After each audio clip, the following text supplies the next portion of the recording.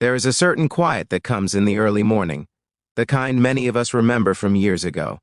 The sound of a car door closing gently, the faint hum of tires on a damp road, a child's small hand tucked safely into a larger one. On a mild autumn morning, Daniel Mercer stood beside his old dark SUV in front of the private academy his daughter attended. The building rose behind them, tall brick walls, white columns, polished windows catching the soft light. Parents in tailored suits walked briskly across the driveway. Expensive cars idled in a neat row. Daniel looked like a man who had once worn confidence easily but now carried it more quietly. He was 38, tall, broad-shouldered, dark brown hair slightly unkempt in a way that spoke of early mornings rather than carelessness. His gray suit had been pressed carefully, though it was not new. His tie was slightly loosened, as if he had tied it while helping with breakfast. Beside him stood his daughter, Lily. Lily was 7, small for her age, curly blonde hair falling around her shoulders. She wore a navy sweater over her plaid school uniform and held a small wooden bridge she had built for her class project. She clutched it carefully, as if it were something fragile and precious. Daniel knelt to straighten her collar. "You did good work on that bridge," he said softly. She nodded. "I measured it twice like you showed me." He smiled faintly. "That's my girl." There was something about the way he looked at her, steady, protective, patient, the kind of look many fathers learn after life has humbled them. Across the driveway, laughter rang out. Daniel did not need to turn around to know that voice. Claire Whitman, his former wife. Claire stood near a gleaming white luxury sedan, her blonde hair styled perfectly, her beige skirt suit tailored to precision.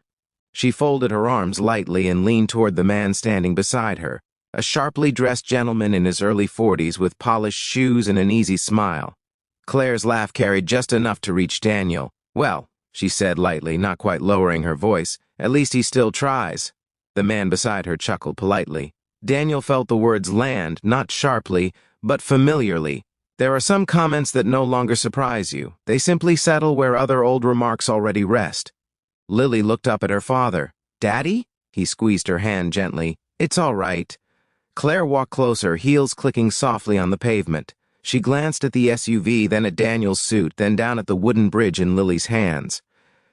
"You know," she said, smiling thinly, "some of the parents hired professional designers to help with projects this year.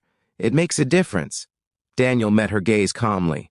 "Lily built hers herself," Claire shrugged. "Of course she did. There was no shouting, no scene.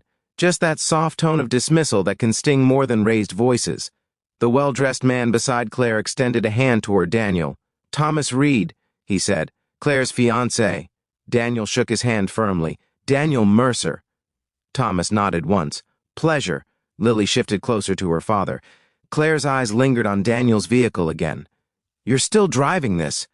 Daniel glanced at the SUV. It was clean, reliable, paid off. "It runs," he replied simply. Claire smiled in a way that did not quite reach her eyes. "Well, we all make choices." There was a pause, the kind of pause many listeners might remember from their own lives.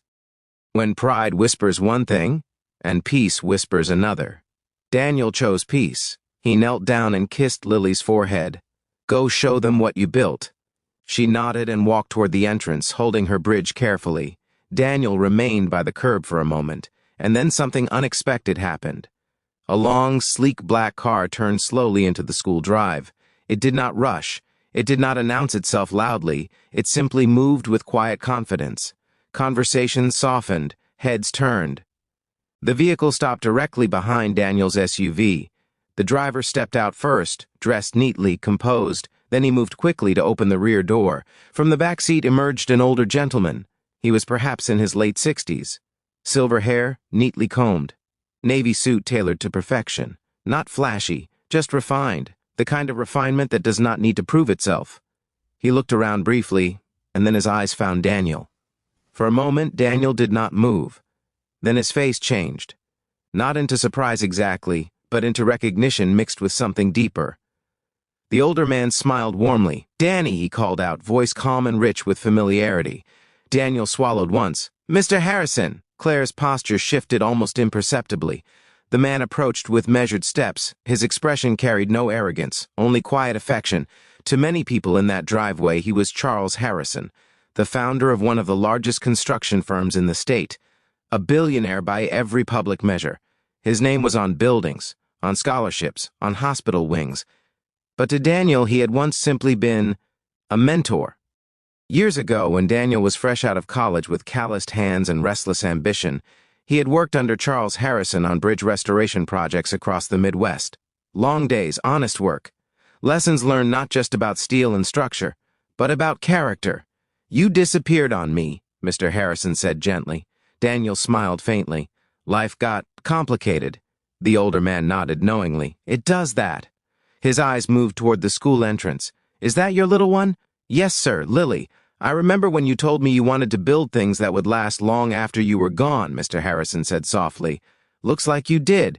There was no display of wealth, no dramatic gesture, just respect. Claire stepped forward slightly, curiosity now overtaking her earlier amusement. "You know Daniel?" Mr. Harrison turned politely. "Very well. He's one of the finest engineers I've ever worked with." Claire blinked. Daniel shifted uncomfortably. "I was just part of the team." The older man shook his head. "You stayed late when others left. You corrected mistakes no one would have noticed. You cared about the safety of strangers you would never meet." He paused. "That's rare." There was silence, the kind of silence where something unseen begins to change. Mr. Harrison reached into his coat pocket and handed Daniel a small envelope. "I came today because I heard you left the firm after your divorce," he said quietly. "I respect a man who chooses his child over prestige, but I've started a new foundation. Restoring infrastructure in underserved towns. I need someone who remembers why we build." Daniel stared at the envelope. His voice was steady, though softer now. "Sir, I'm just consulting small projects these days." "Good, Mr. Harrison replied. "Then you're not too busy to say yes." A faint smile touched his lips. Claire looked from one man to the other, uncertainty replacing earlier confidence. Thomas cleared his throat politely but said nothing. Daniel looked down at the envelope again, then toward the school doors, where Lily stood inside the glass entrance, watching him with wide eyes. He thought about long nights balancing budgets at the kitchen table, about learning to braid hair from online videos, about choosing patience over pride. He looked back at Mr. Harrison. "I'd be honored," Daniel said simply. The older man extended his hand again. This time the handshake lasted a little longer, not because of money, but because of trust. As Mr. Harrison returned to his car, he paused beside Lily at the entrance. He bent slightly and examined her wooden bridge. "Strong joints," he observed kindly. She beamed. "My dad showed me." Mr. Harrison nodded once. "He's a good teacher." When the black car pulled away, the driveway seemed strangely quiet.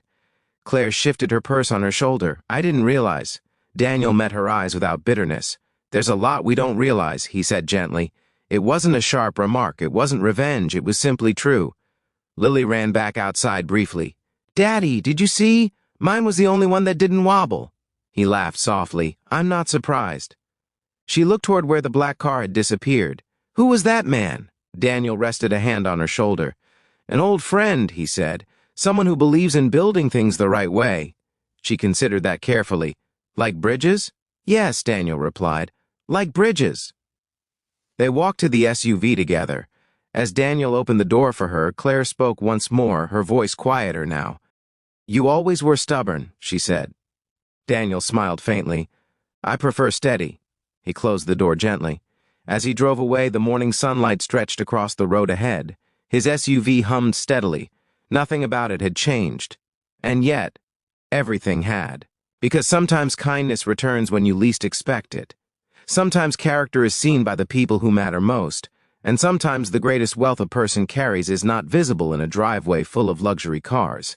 It is visible in a child who builds something strong with her own hands, in a mentor who remembers integrity decades later, in a father who chooses dignity over pride.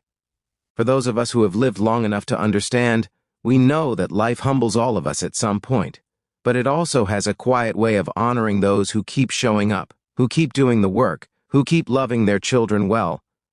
Daniel did not drive home feeling triumphant. He drove home feeling grateful, and at his age that mattered far more,